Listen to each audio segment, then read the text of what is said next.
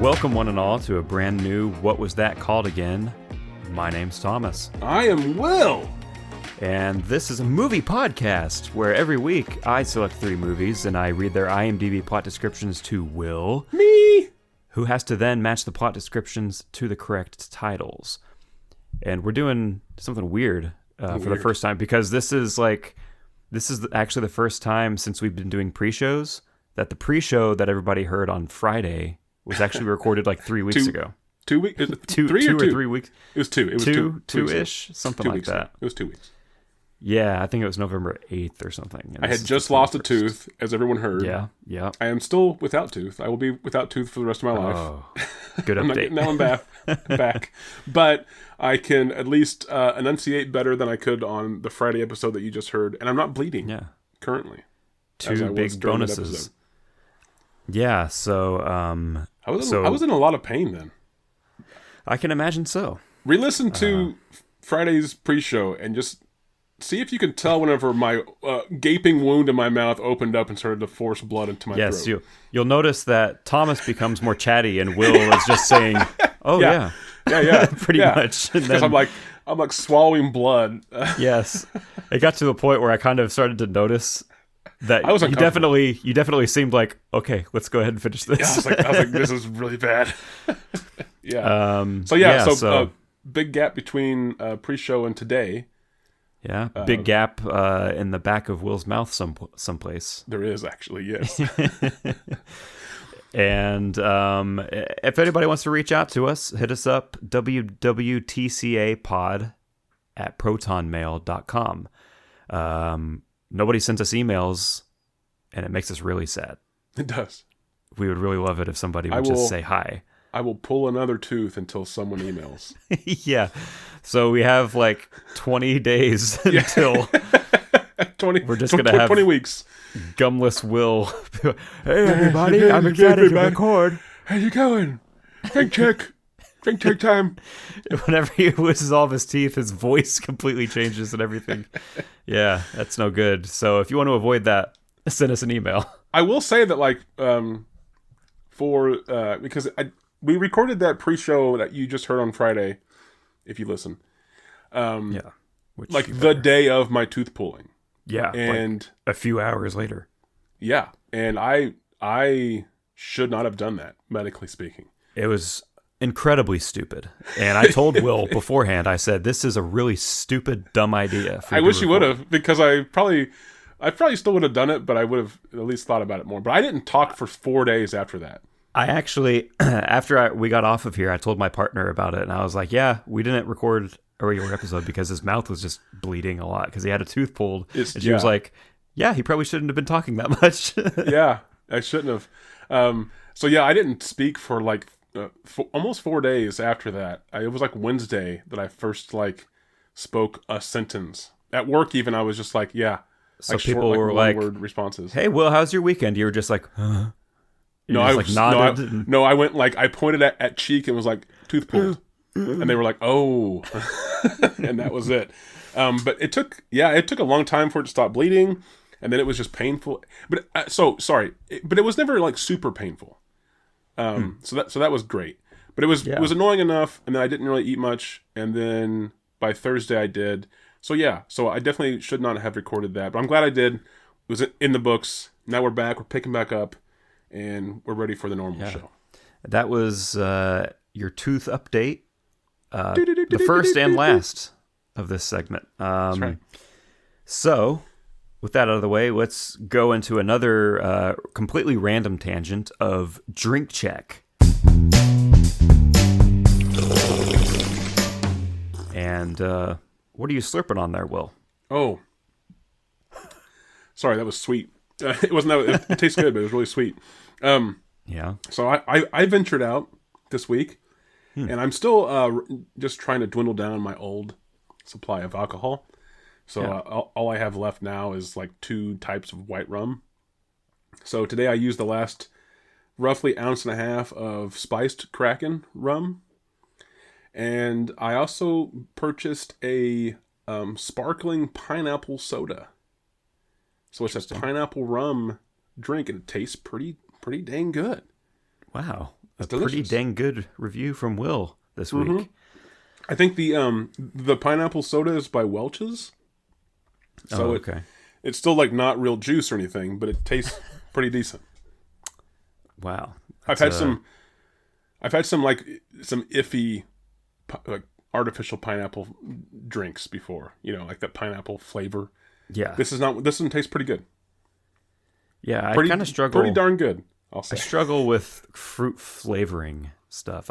There's some of it that's decent, but I think for the most part, like, I think I love every fruit that I've ever tried, but fruit flavoring stuff, is just no good. It's more miss than hit, for sure. Yeah, very much so. What are you drinking? Over here on my side, I am surrounded by drinks. So you are in a bar right now. Just on the floor to my left, I have a large canteen of iced water, just straight up ice water. Tap filtered, distilled? It's filtered. It's actually from the water cooler from work in the break room. I think the water that comes out of that is absolutely fantastic. Stealing from work. Yeah, I every Thursday night, which is the last night of work for me at the end of my week, I always fill this thing up like halfway with ice and then the rest of it with water. Is the ice also? The ice lasts the entire weekend in this thing. Yeah, because it's from those thermos things. But is the ice also filtered from there? Yeah. Okay.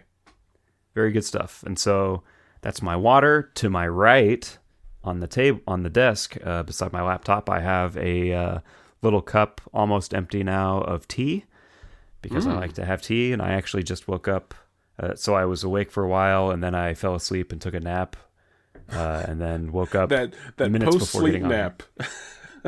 Yeah, the post-sleep nap. So I have some tea, and then to my left, on top of this mini fridge, to my left, to the left of the desk, I have what's left of a glass of Guinness. Wow. Which I'm consuming from my official Guinness branded glass. So have you been double fisting Guinness and tea? Is that why they're both half drink? Yeah. Ugh. Yeah, suit yourself. Okay.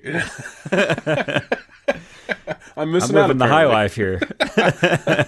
I'm missing out. Well, Will took a phone call, and so I had time, and so I drank like half of this Guinness, and then in that time I was like, oh shoot, my tea is probably cooling off, and so I've been drinking my tea mainly since then. Okay. Yeah.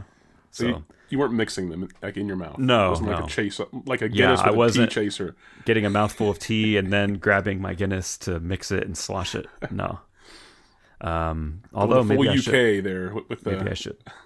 That's right. Well, Will, how do you feel about this week? I'm curious. I'm ready. What your vibe, as the kids say, what your vibe is. 6-7, as they say now. Oh yeah. You think you're going to get a hat trick? Any bold predictions? Nothing like that? Nope. Not feeling vibing. it? That's just good. Vibing. Okay.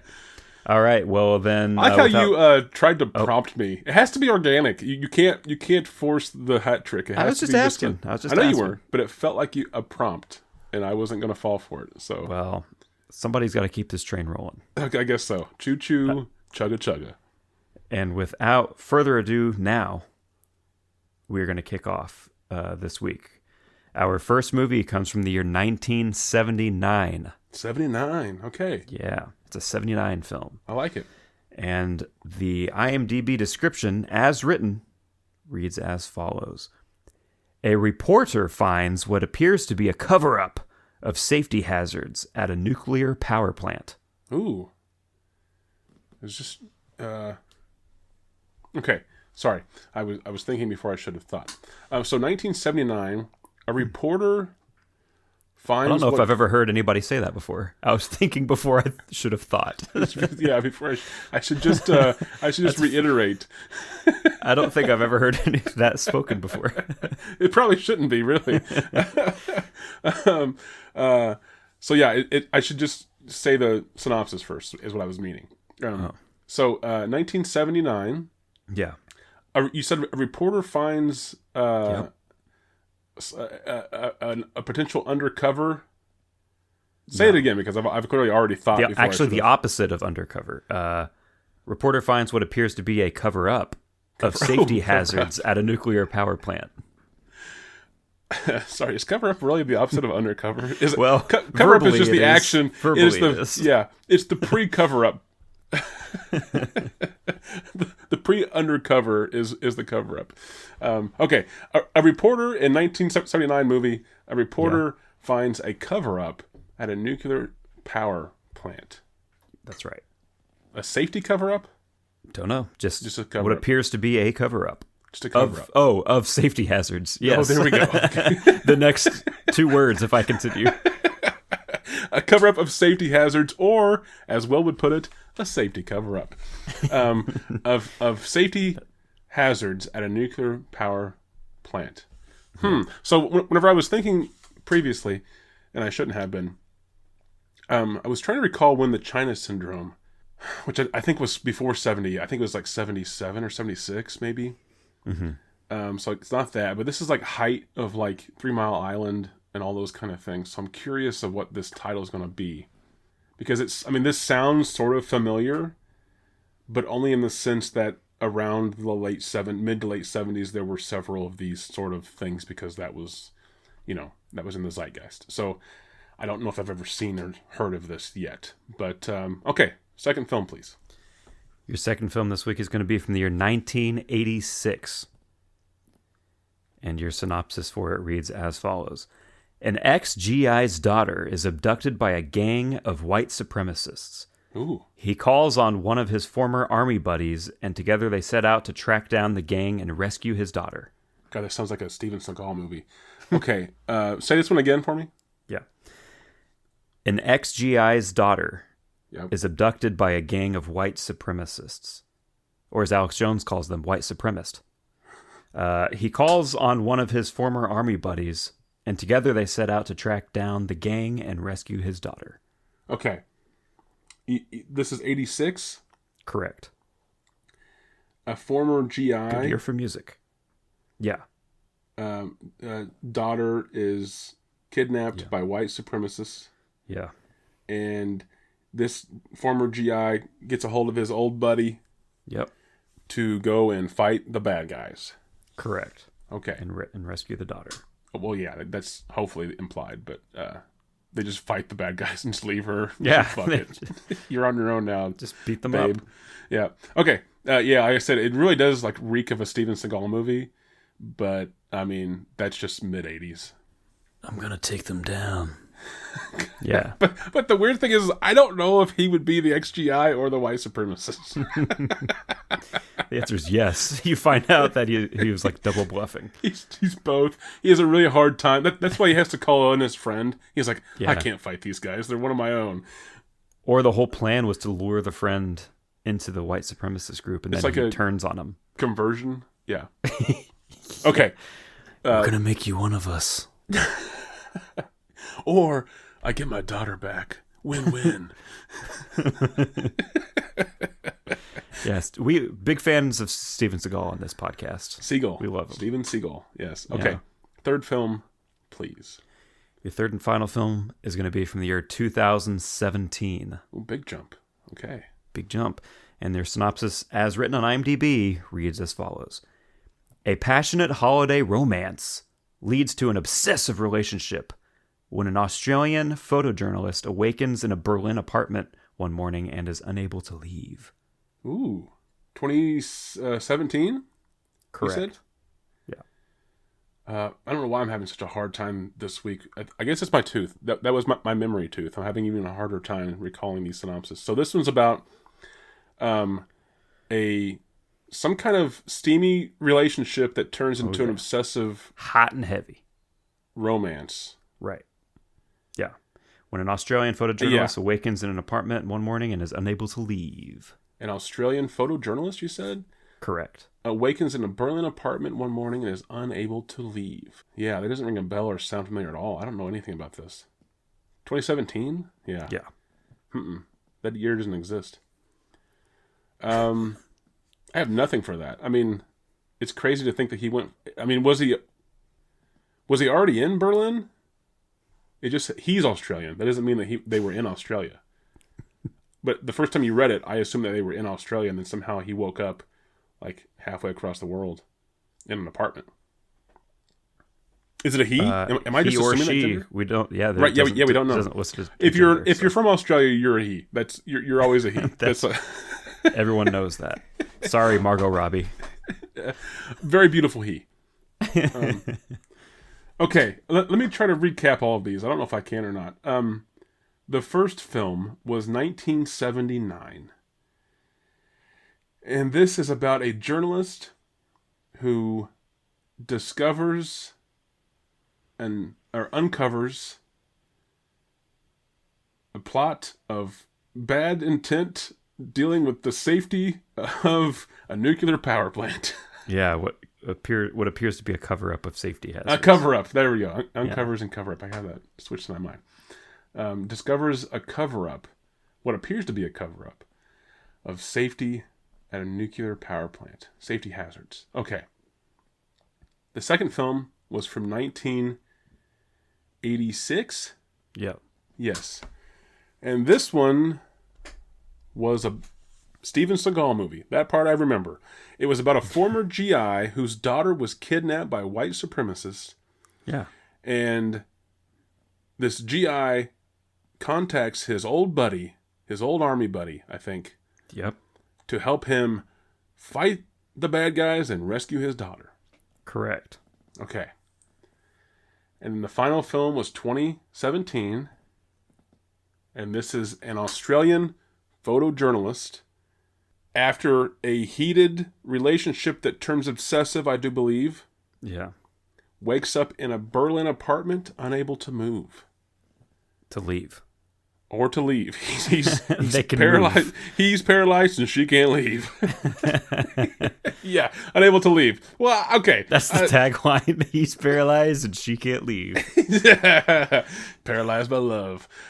Yeah, I just assumed that like it was like a medical thing. I guess maybe the door could just be locked. Yeah, he's probably just locked in. Yeah, but I mean, or she. Who gets locked in on the inside? No, it's definitely a he. Who gets locked? Name one time in cinema history where the person from Australia was a she. Wolf Creek.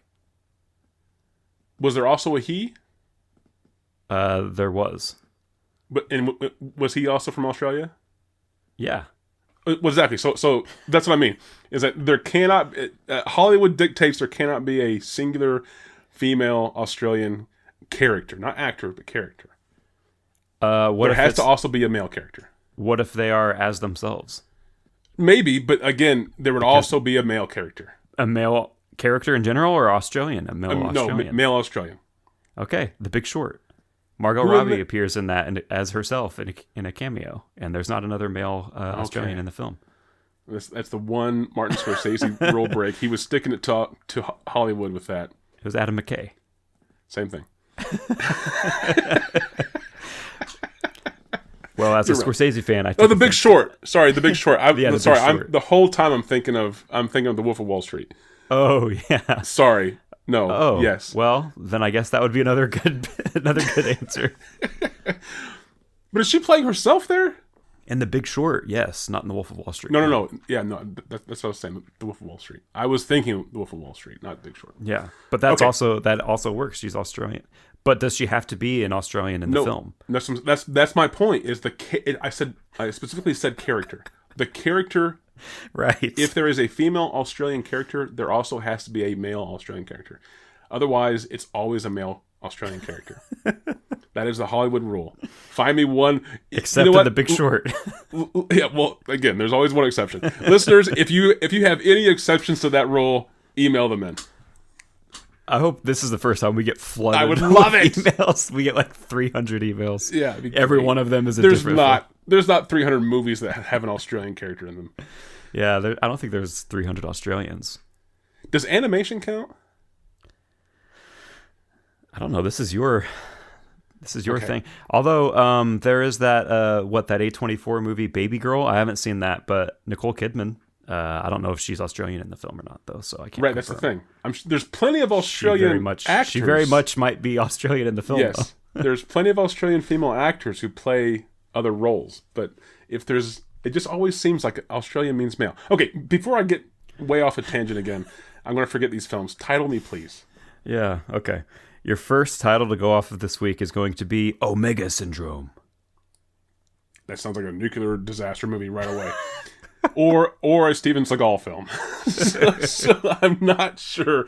Omega Syndrome. Yeah. Omega Syndrome.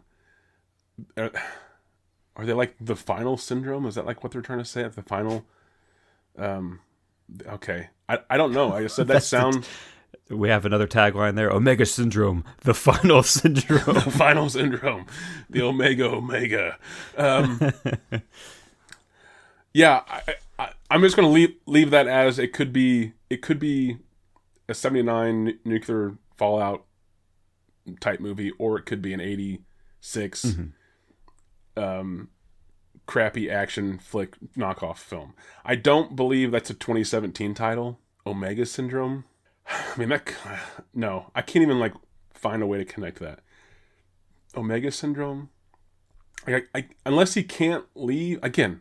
I keep saying he, and I'm going to assume that it's because it's some kind of medical condition that he can't leave. But maybe could be why. But I'm really not even comfortable with thinking that as far as it being a possibility. So it's either 79 or 86 for right now. Omega Syndrome. I would be so into that movie, which I haven't seen, by the way. The 2017, if that whole movie was just like the last 10 minutes of audition, so it's like they speed through the steamy romance bit and then he's fucking paralyzed. Oh yeah, and tortured. Exactly. I would watch and that. You said he as well. So it's I did because I'm rolling with it. Okay, I've given up. It feels more comfortable, doesn't it?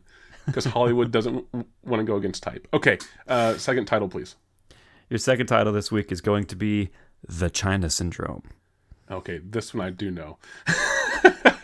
That would be really weird, though, if there was a second China Syndrome and it was the 17 movie. So I said China Syndrome earlier. I have seen China Syndrome, but I thought China Syndrome came out before 79. I swore that China Syndrome was... Maybe we don't know. Well, clearly, I don't know. But no, I was trying to think back to 3 Mile Island. I think 3 Mile Island happened in 78, but I clearly might be wrong on that too. And I thought China Syndrome happened like the year before that, like 77, 76 maybe. I can't remember. But China Syndrome is clearly the title of a nuclear power plant movie where there's a safety hazard cover-up. Like that is the whole plot.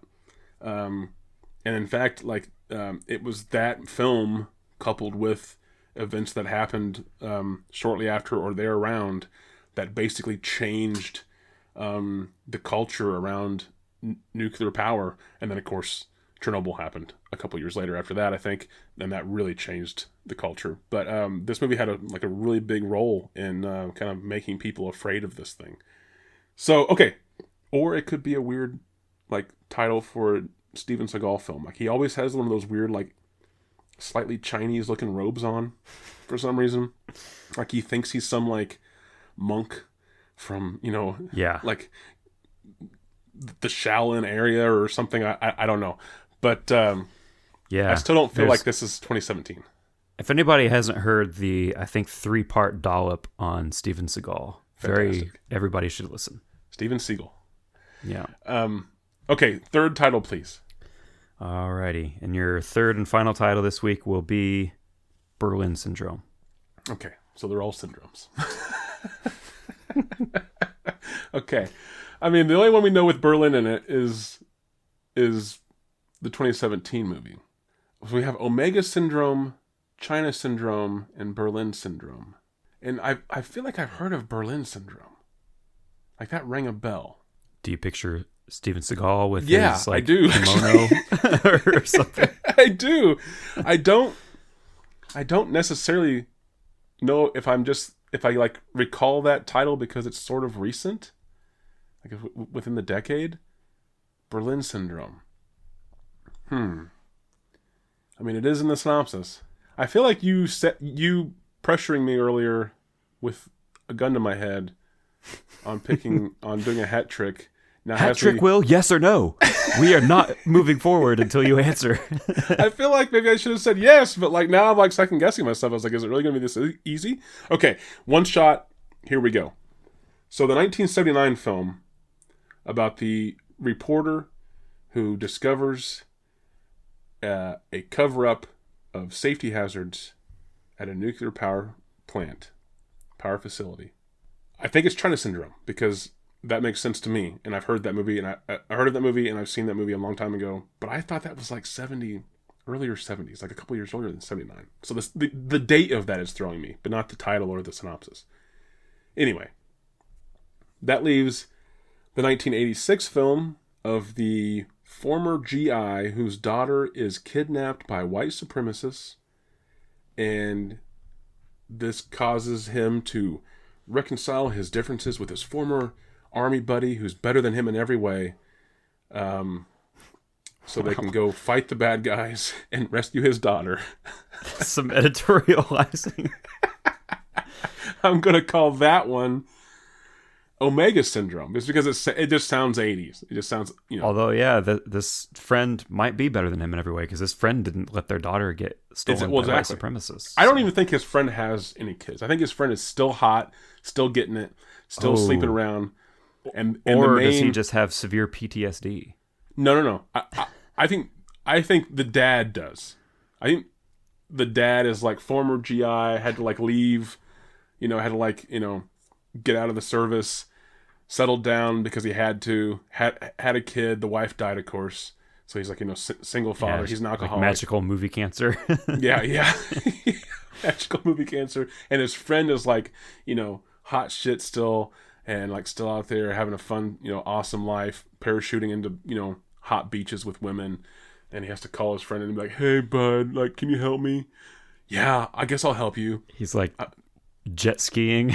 Yeah, exactly. Yeah. I see. I like the version where the friend is like severely disturbed, and he's like, this is his one like last piece of retribution. Ooh, okay, I do like that. And he's like ready to put his life on the line because he's like, what have I got to live for anymore? Or it's like, I can't sleep, I can't eat. Like everyone around this guy's life, including this friend whose daughter is kidnapped, has been told by medical professionals, do not let him fall into any situation that is similar to his past because he will mentally break. Whatever you do, do not let him have a gun. Yeah. or even just don't even let him like lace a pair of boots. Like like nothing close to that. But see him. He gets off the phone and he opens his closet. He's just got a bunch of sandals. Yeah. But he's also like the best of the best.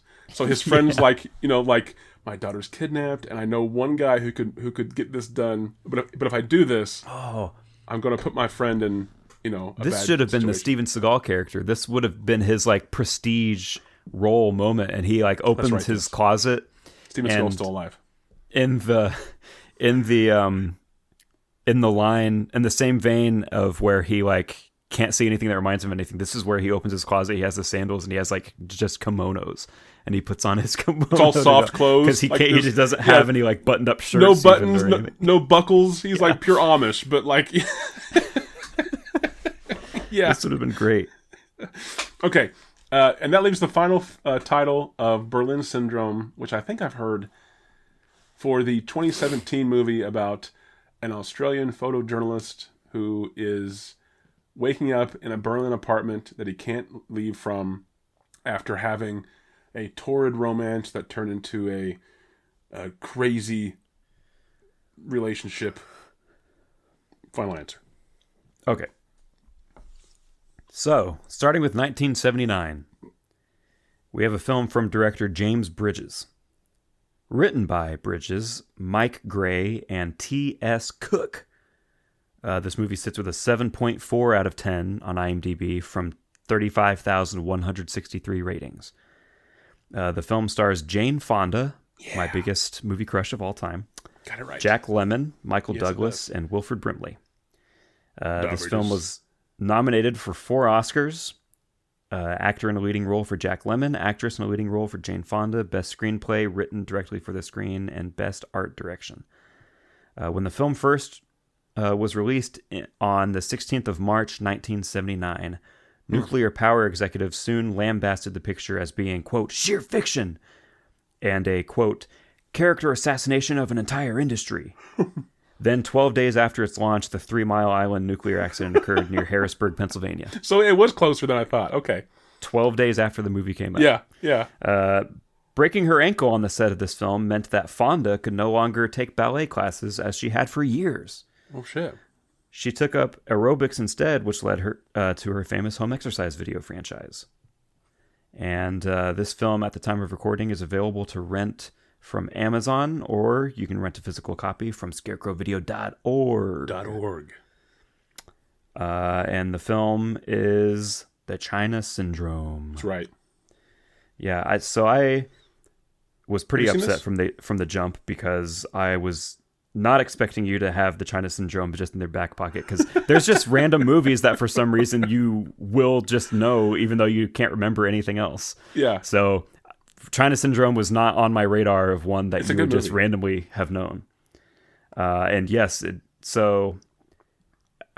was either last year or the year before, because she is like my biggest movie crush ever. We here at home, we did a Jane Fonda-thon. That's right. Jane-a-thon, as it were. Jane-a-thon. And watched almost all of her movies that we could get a hold of. And yes, The China Syndrome was one of them that we watched first, because I started with like the Oscar-nominated movies pretty much, of where she was nominated for an Oscar, that is. And so at the end of the marathon, we actually both here agreed that The China Syndrome was our favorite movie that she has been in. Really? Thought it was absolutely fantastic. Yes. It is. That's one of the reasons why I've seen, like, I know about that movie, is because it's a good movie, but also too, I had a fascination for a while about films that like changed culture, and for some, like I said, for some reason I thought China Syndrome came out further ahead of 3 Mile Island than what was reality. So maybe this movie didn't have as big of an actual impact on the perception of nuclear disasters as the actual nuclear disaster did. But for some reason, I thought it had a larger, I guess, push in culture. But like China Syndrome, Jaws, and The Exorcist, like 3 movies off the top of my head that change the way we look at things for the long term. Pretty incredible. And also good movies. Yeah, and I'm bummed because I have never once heard you mention The China Syndrome, so I never would have guessed. It's also one that doesn't really come up, I guess. Yeah, it doesn't.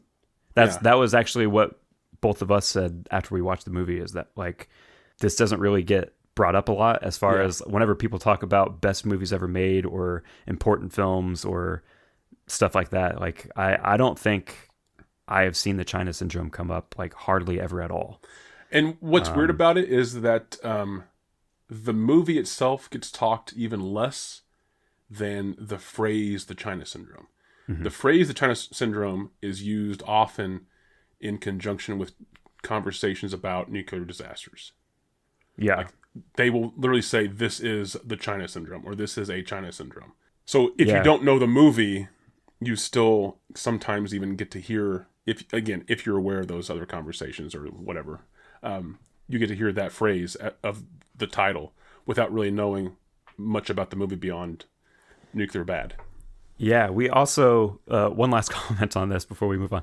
We also both really enjoyed, there's like this like misogyny and newscasting element that's involved in it as well. Because there's like a whole portion, a little part of the movie, it's kind of I mean, it's at the forefront, but it's also kind of like a side issue to the obvious like nuclear issue that's as the main thrust. But there is like this whole side issue of misogyny in which like Jane Fonda's character is wanting to take on these like more serious news stories like this, and they keep giving her like stories about like going to the zoo and stuff and shit like that.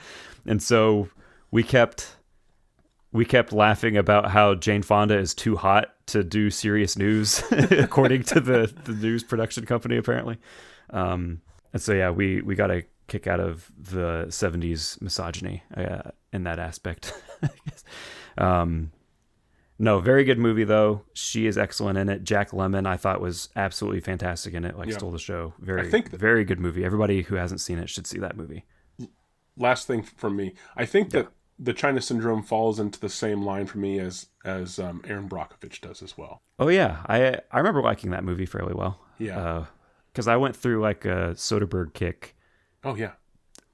A few years ago now, I think. But yeah, I enjoyed that movie. I don't know if it's one that I would revisit necessarily. I don't often. I did think it was really good, though. I don't seek it out, but anytime that it's like on or it just happens to like come across my radar, I do enjoy it. Mm-hmm. Like every rewatch, I enjoy it, but I don't also go out to, I don't own it. Yeah. All right. Well, that's our thoughts on the China Syndrome, everybody. Yeah. Moving on to the 1986 film we have here. This is from director Joseph Manduke. It's written by John Sharkey as the credited screenwriter. We have this movie sits on IMDb with a 4.4 out of 10 from 415 ratings.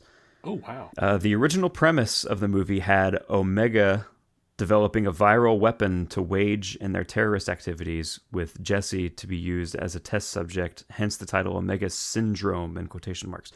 Colm Meaney's character was originally intended to be a biological warfare specialist. However, when the original... oh shoot, I accidentally clicked a button. However, when the original science advisor to the writing team, Dr. Billy D. Flash, with a PH, Billy D. Flash, died during a tragic roller coaster accident. Oh, gosh. The director decided to take the plot in another direction. The title Omega Syndrome remained as a touching tribute to Billy. I remember reading that in the IMDb trivia, and I was like, this is what the fuck is going on? Did you find out what roller coaster it was? No. Oh, dang. No, I did not. Although, I wonder, you could probably search it. Billy D. Flash roller coaster death. I wonder if it comes up. Secondly, the blimp chase scene was the most difficult to film as the stunt crew had no prior experience driving stunt blimps. Wait, stunt blimps are a thing? That's the first? Yes. Their solution was to employ a trio of local drunks to fly around the city whilst they filmed. The resulting chase scene turned out rather well, and incredibly, there were no fatalities. Oh, cool. That's a plus. Local drunks. This is just like a Twilight Zone movie level disaster in the making that somehow didn't happen. This film is streaming free with ads on Tubi at the time of recording, and the film is Omega Syndrome. Omega Syndrome. Nice. And then, I should have called it, I guess. Capping it off with Berlin Syndrome, which I was actually very upset with myself because I meant to omit the word Berlin from the description because that obviously made it too obvious. Oops. And I forgot to erase that word. And so immediately after I read it, I was like, fuck. Well, I ruined this episode. Ruined. This movie is from director Kate Shortland. It is written by Shortland and Sean Grant, based on the novel by Melanie Justin. This movie sits on IMDb with a 6.3 out of 10 from 28,892 ratings. Filming began in Berlin, Germany, and eventually moved to Melbourne, Australia, where Teresa Palmer finished her scenes, actress. Immediately after, she began filming on Hacksaw Ridge in Sydney. So glad she got to work with Mel Gibson. Great guy. That's awesome. Yeah. Yeah. Sure. Teresa Palmer described her participation on the project as, quote, one of the most transformational experiences of her life, as well as, quote, the most liberating film experience of her career. Incredible. Life-changing. And this was, of course, Berlin Syndrome. Nice. So yeah, I dropped the ball on this one. I'll take that. That's okay. I didn't know that you would just randomly have China Syndrome in your back pocket, and then I forgot to omit the word Berlin from the Berlin Syndrome synopsis. That did help a lot. I think Omega still feels like a 1986 title. I don't think you could have done anything about that. And then, I mean, I think I would have just plugged Berlin at the end, just for the simple fact that Omega fits so perfectly with 86. I don't know that I would have felt that Omega Syndrome was a 2017 title at all. Yeah. So yes, you fucked up, but it didn't really change things. Me knowing China Syndrome, I think, was the biggest detriment to your plan. Yeah, the biggest disappointment immediately from the jump. We do, if you are so inclined, we do have some tag me.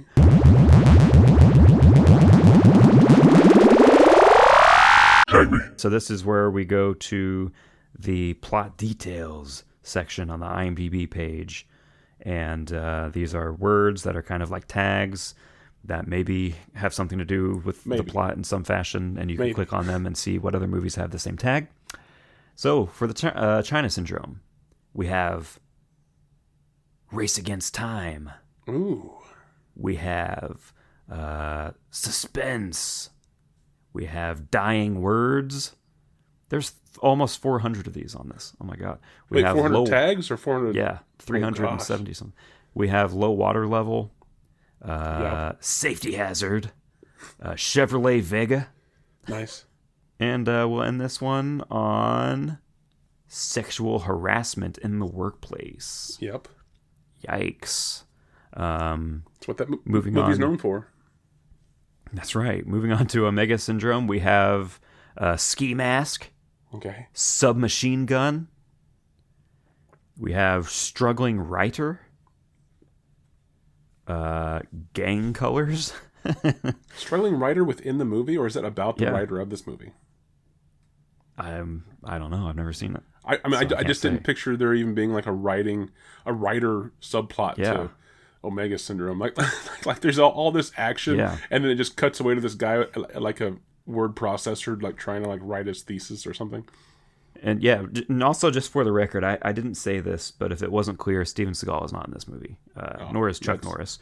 This stars Ken Wall as Jack Corbett, and we have George DeCenzo as Philadelphia Phil Horton. This is an 80s action film. We have Xander Berkeley as Yo-Yo. How is there not a riff tracks of this? I don't know. There might be. Maybe there was one that slipped through the cracks. Maybe they were even ashamed of it. So we have Berlin Syndrome to cap this all off. We have Man Undresses a Woman. Ooh. Yeah, we have Doesn't say Australian yet, though. Breast Fondling. Okay. This movie sounds hot. We have Cunnilingus. Ooh. So down under. So down under. He fondles her breasts. He goes down. We got Death of Father. Oh, okay. Pink Underwear. Whoa, man, this is an emotional roller coaster ride. Cunnilingus, Death of the Father, and Pink Underwear. Tied Up with Rope. Okay. We have Is that why Sex he can't in a leave? Shower. Probably, yeah. Okay. We have Hit with a Crowbar. Ooh. Jack Russell Terrier. Stabbed through the hand with a screwdriver. That's a tag. Oof. Dang. How many movies have that? 2. And then we'll end the last one here. We'll go with Phonograph Record. Okay. Yeah, there we go. Excellent stuff. Sounds great. So aside from that, we do have a quote time.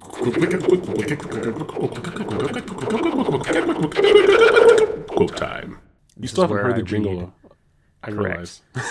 This is where I read a quote from one of these movies, and then Will has to try to guess which movie the quote came from, and he has me deliver it in a character of his choosing. I want you to deliver this as an Australian who's tied to a bed. All right. Simple. And your quote, as it is written on IMDb for this week, reads as follows. He was not a loony. He was the sanest man I ever knew in my life. Okay. I like good Australian. I didn't really feel you being tied to a bed. Oh, he was tied. Okay. Yeah. That was more of a visual direction. Yeah. Okay. Say it again. Yeah. He was not a loony. He was the sanest man I ever knew in my life. That sounds familiar. He was not a loony. He was the sanest man I'd ever knew in my life. Yeah. Okay. He was the sanest man I ever knew in my life. He was not a loony. Loony.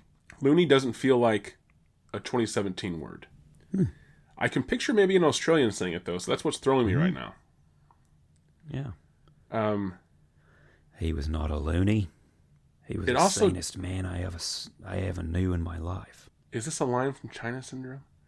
I want it to be from Omega Syndrome, only because that is the little tangent that we went off on, that the guy, his buddy, has like some heavy mental stuff going on, and maybe this is a line from like the main dad figure being like, he doesn't have PTSD. He wasn't a loony. He was the sanest man I ever knew. He's a straight arrow. He was both a Green Beret and a black belt and all the other colored things. Okay. I mean, it might be China Syndrome, but I don't remember it. But yeah, it doesn't feel like 2017. I want it to be Omega Syndrome just because it sounds fun, but I don't feel like Looney is also like an action-y film. So you're saying that this didn't come from any of these three movies? No. I'm saying I don't remember it in China Syndrome, but that doesn't mean that it's not in China Syndrome. But I'm going to go ahead and say that this is 1979 China Syndrome. Okay. It is delivered by a character, Ted Spindler. Damn it. As played by Wilfred Brimley in the China Syndrome. Ted, I didn't recall his name at all either. Ted Spindler sounded like a 1986, especially whenever you say it like Ted Spindler. Ted Spindler. Well, Ted in general. So it was China Syndrome. Okay. Yeah. I don't recall that at all. I wanted it to be the guy calling for his PTSD buddy. We can pretend it is. We could. Have you seen Omega Syndrome? No? No, the only one of these I've seen is the China Syndrome. China Syndrome. Yeah. Okay. Oh, I want this to be Steven Seagal as both characters. No, how about this? So, no, I think, what we're going to do with this is we're not going to go with 1986's Omega Syndrome. We are going to take this forgotten film and do a 2026 remake on it. Okay. And it will star Steven Seagal. Like current fat. Yes. Yes. Like current Steven Seagal. Yeah. We're not going to somehow go back in time and get old Steven Seagal and bring him forward. No, we're going to rewrite Omega Syndrome based solely off of the tags that we heard, which weren't even that descriptive, and the synopsis.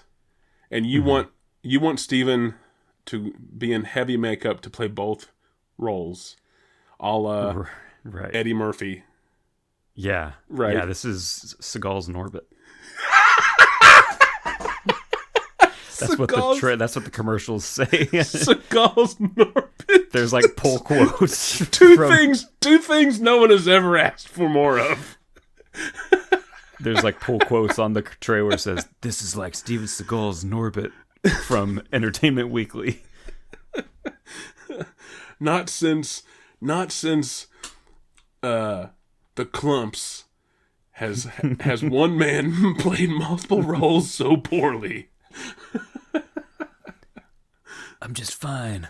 I've just been living in shame for the past 8 years since Nam. Since Nam. 8 years ago? Sir, it's 2026. My God. My Nam is every year.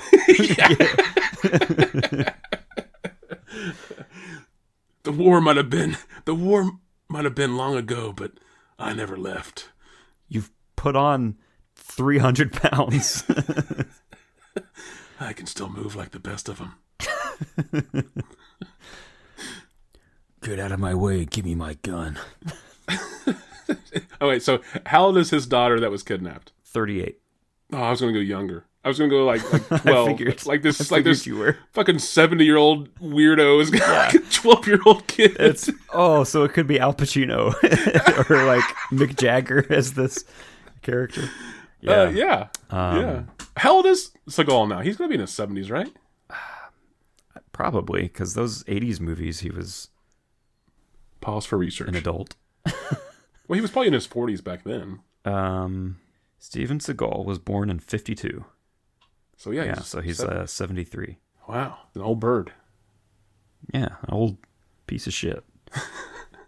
Okay, so so in this version, it's not his daughter that's stolen; it's his like caged sex slave that he has. Oh God! Because Steven Seagal had like a woman that he held captive in like a cage. That's right. Okay, yeah. How old is People she? don't talk about that enough. She is like 55. I'm going older. I'm gonna like she's been in this capacity for a long time. Fucking flip. At first it's his daughter, you say 12 and I say 38, and then now it's a sex slave and I was gonna go 23 and you say 55. I say why not, right? Like I'm in. 55 is basically like the new 30 these days. Yeah.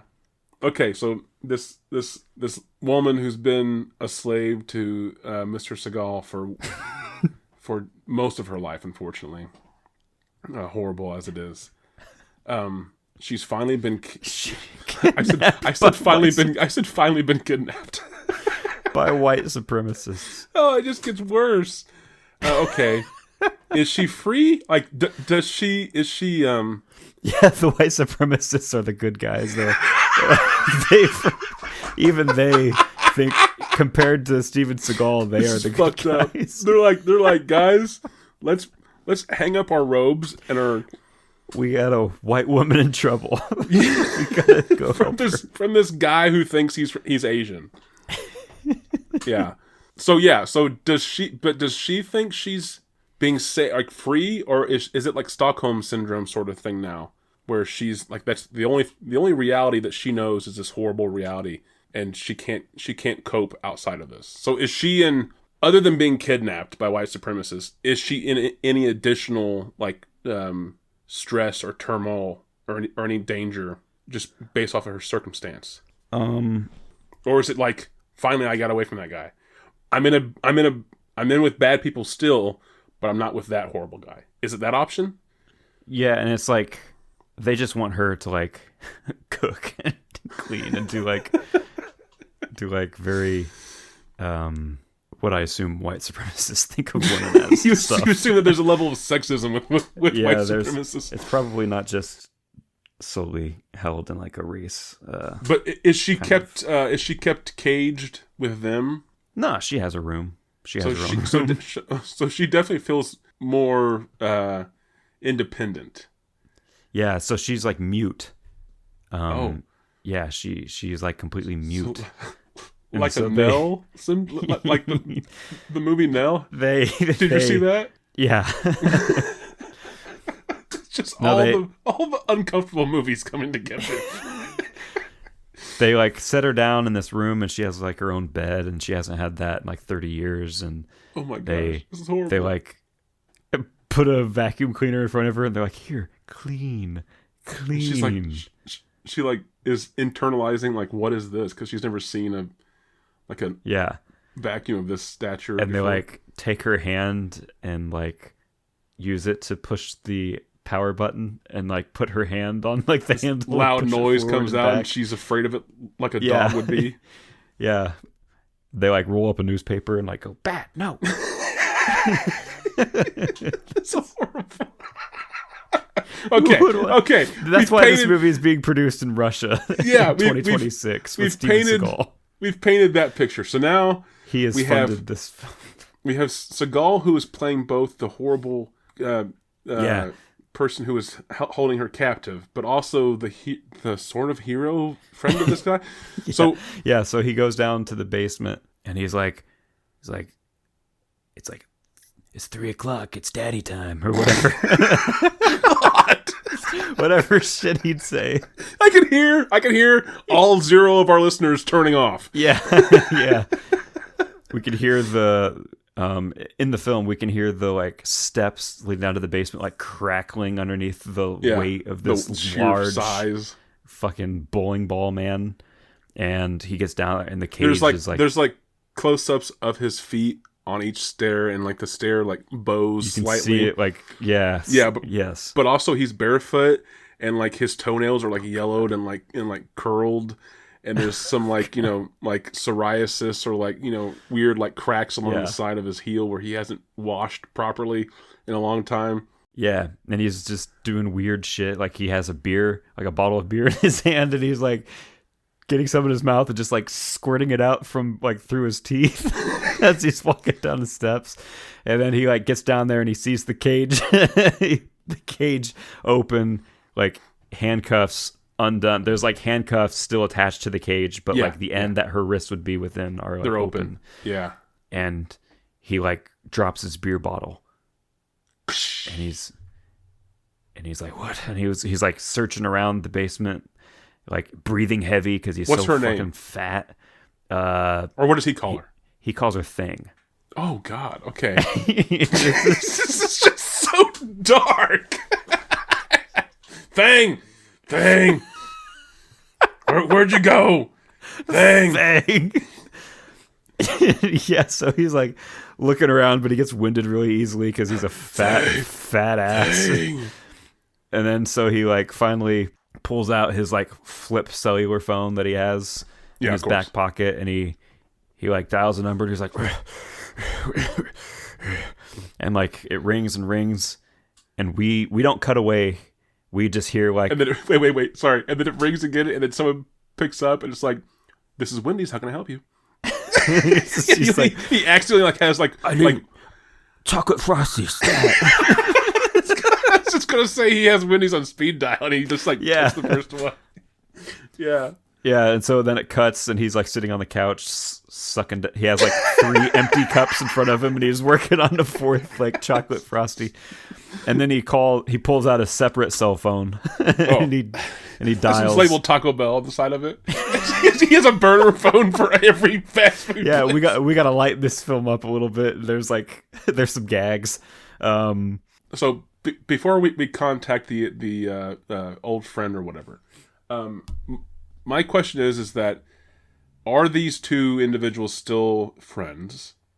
And if so, is the other individual aware of the atrocities that this guy is doing? I'm going to say both answers are no. Cool. I like it. So why are they not friends anymore? He lives in Russia. Okay. And this dude he's in the States. Okay. He's still in the States. And so after the war, there's like a falling out or something, like creepy Seagal character, like crazy maybe or something. I don't know. Or he like said some weird shit to this dude's wife at the time or something like that, and this dude got him, like told him, "You're not allowed to come over here anymore." Maybe the Seagal creepy Seagal character wanted his friend to move to Russia with him, and his friend was like, "No, like my honor is to the United States. I love it here. That's a foreign enemy as of right now. Yeah. Why would you ever want to go there?" And creepy Seagal was like, "Because that's where I want to keep my thing caged up." It's like, red flags. It's like, what? and Seagal's like, never mind. So he still doesn't know who Thing is or what Thing is. So he's just kind of like, okay, well, whatever you do, be safe. And then lets him go. Maybe, yeah. And then so they just haven't talked in a while. Yeah, they haven't talked in a while. And so, so he finishes his Frosties, and he pulls out his other cell phone, and he goes to his contact list, and he has like Wendy's, Taco Bell. I like the idea. Jack in the Box. Like it says like Wendy's on Market Street, Wendy's on 3rd Street. Yeah. It's just multiple Wendy's. T-Bell downtown. Yeah. T-Bell uptown. Yes. T-Bell crosstown. Don't use slow, bad ordering. Yeah. Last resort. McDonald's. He has like all of those, and he like scrolls, and he's like shaking his head, and he's like, no, that's not it. And then he gets to like Marcus.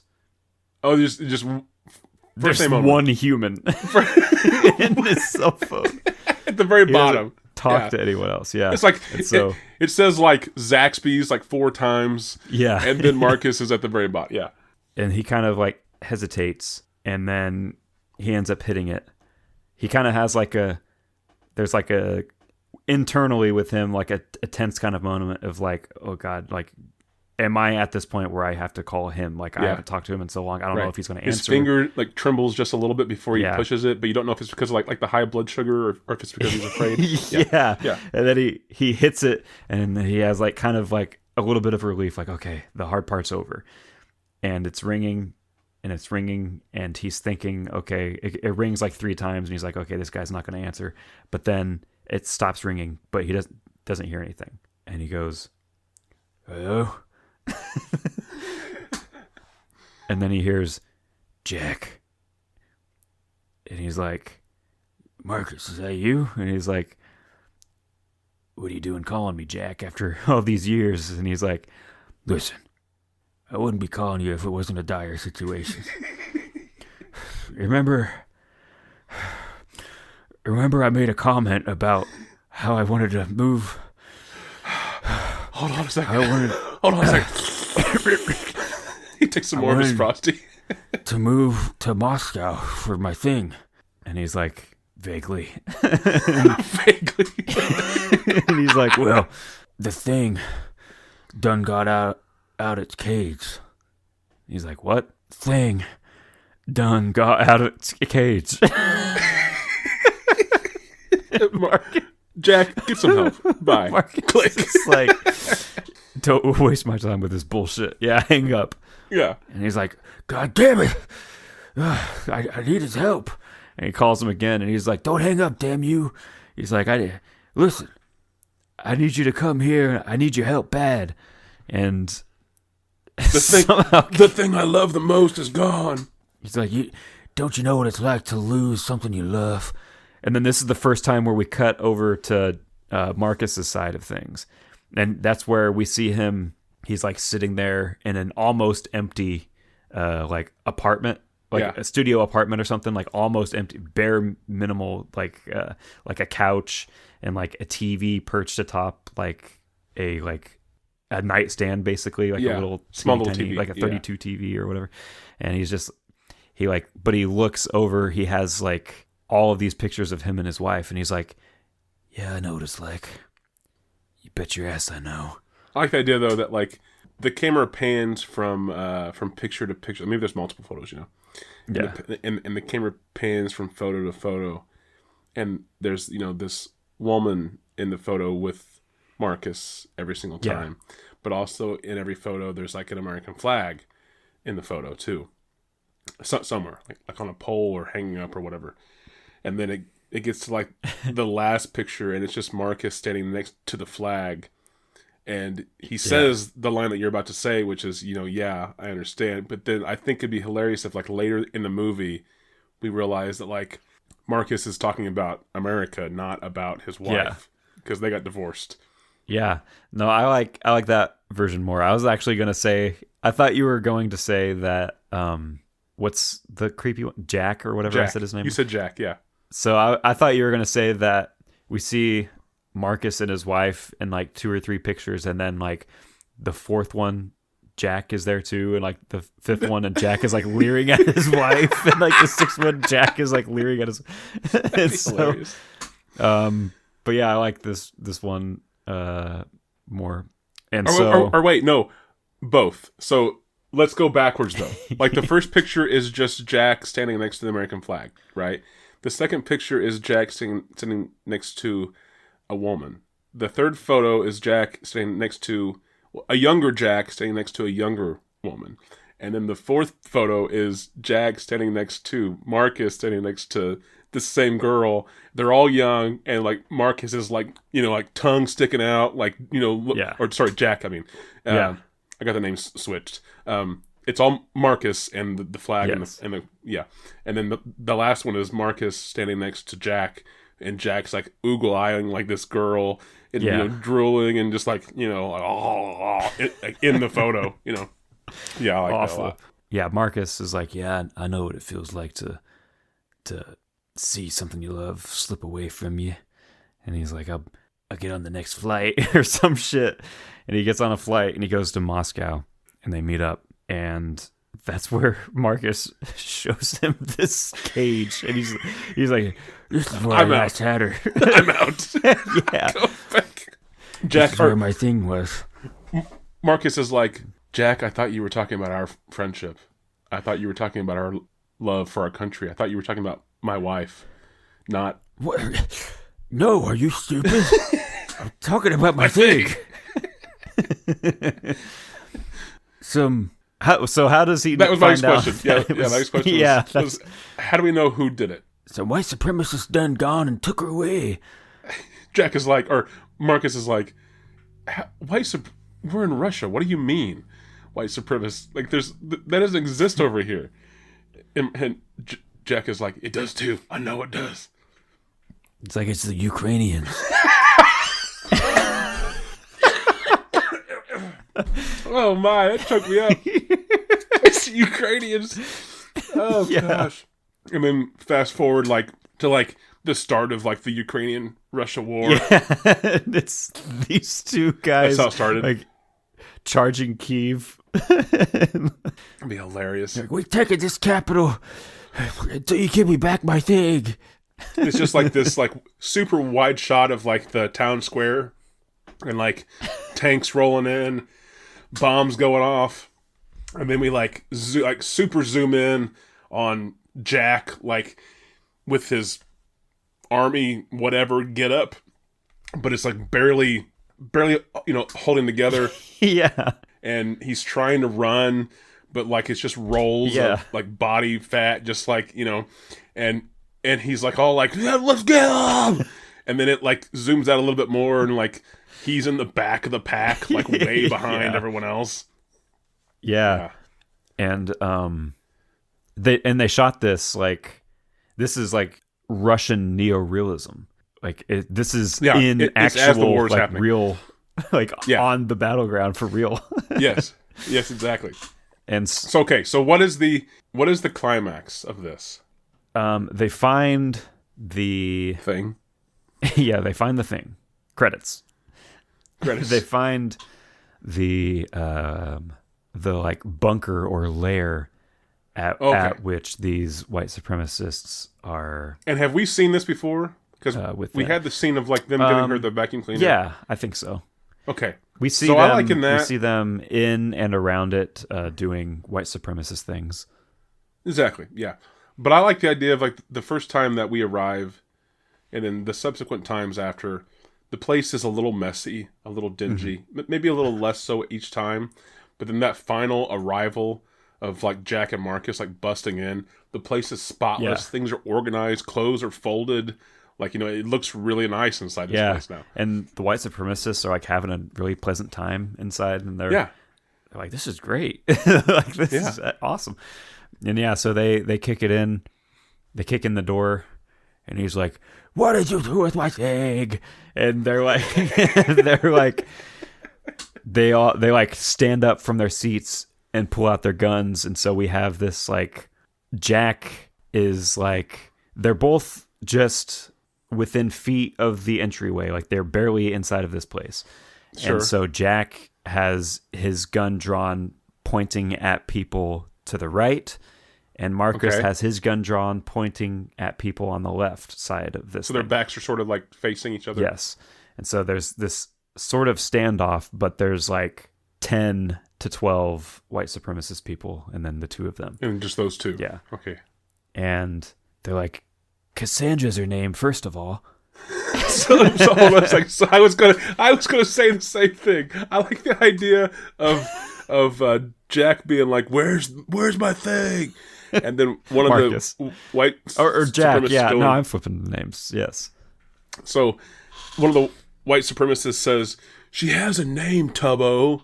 Yeah. And then all the white supremacist guys are like, "Yeah, she has a name." And then they all kind of pause for a moment, and they're like, "Yeah, a name. What's her name? Do you guys know her name? Did we ever get her name? We never got her name, did we?" And then, ma'am, What's your name? Yeah, like from off screen we hear, Sandra, my name is Sandra.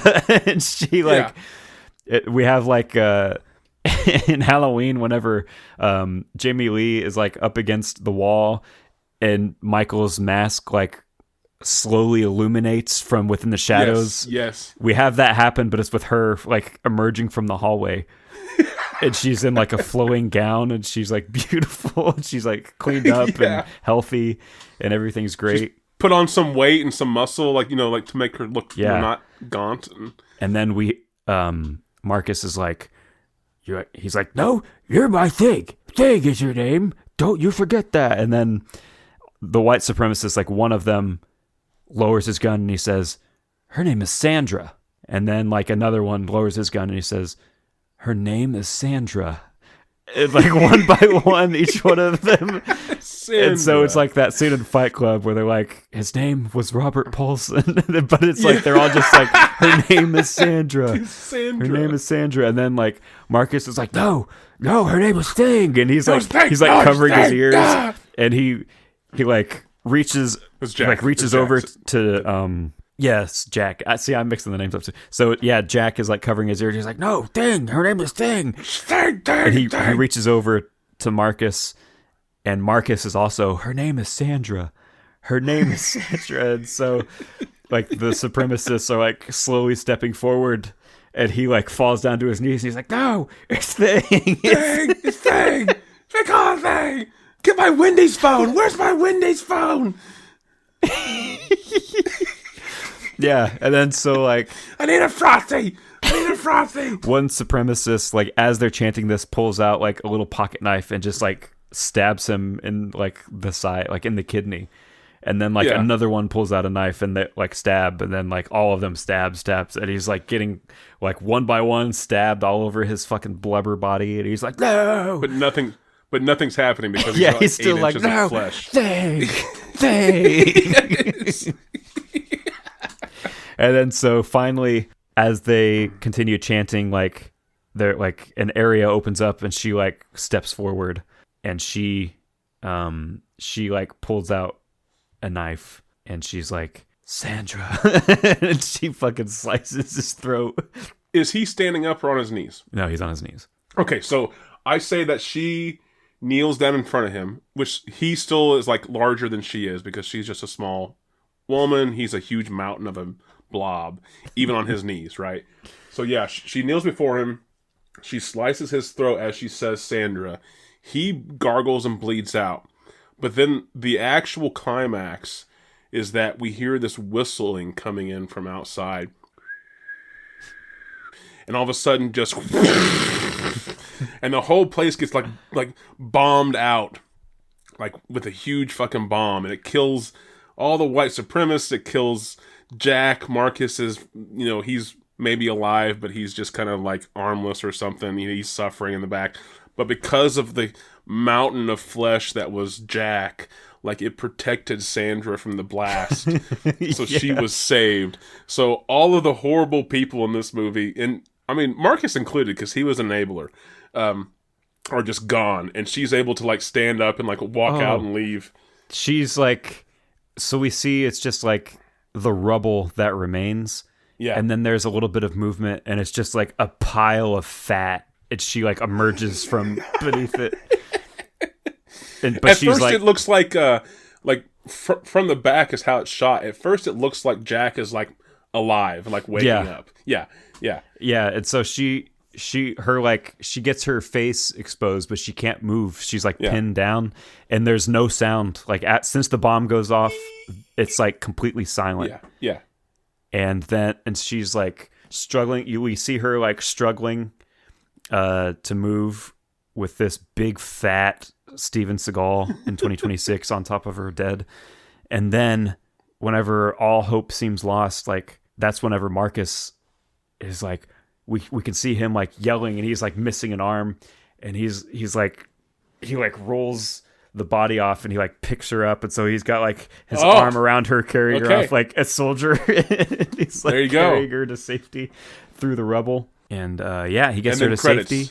and then credits, and then post credits or mid credits scene is we're back in Marcus's apartment, but it's a little bit brighter inside now, and we're going now in chronological order of those photos. So it's young Marcus and young Jack and young woman who Jack is like eyeing, and then it's Marcus and younger woman but older still, and then Marcus and older woman, and then Marcus and like American flag by himself, and now it's Marcus and Sandra, and she's wearing together. An American flag like outfit. Yes, yeah.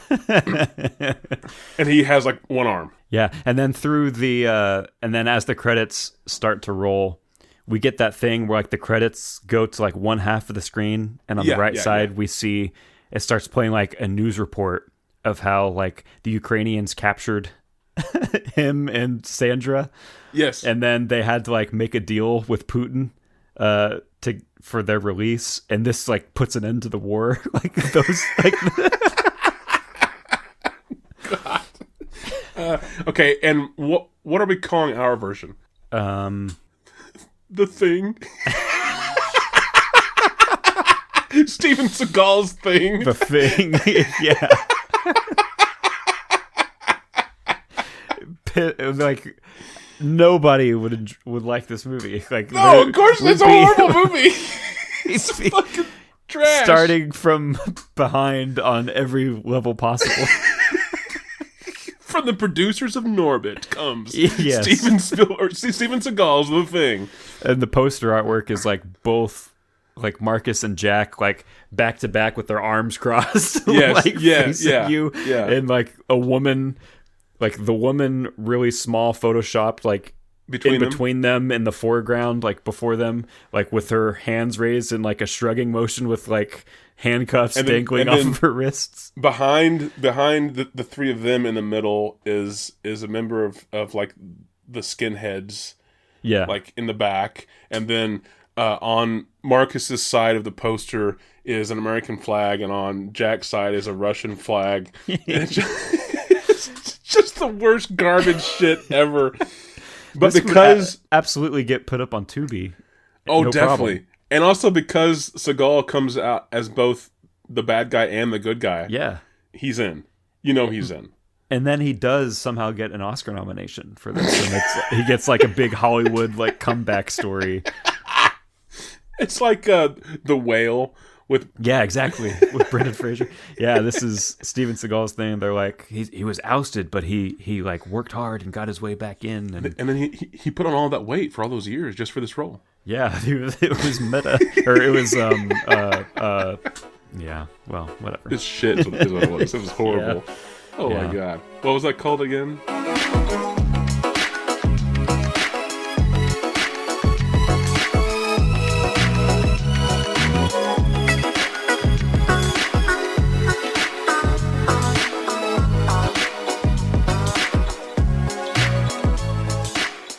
Method. I don't know why I said meta, but I was trying to think of method. Method, yeah. It's 20 years of method is what it is. 20 years of method and Frosties. You think Wendy's would sponsor that? Yeah. Worst movie to be ever original. Made. Actual, finally definitive worst movie ever made.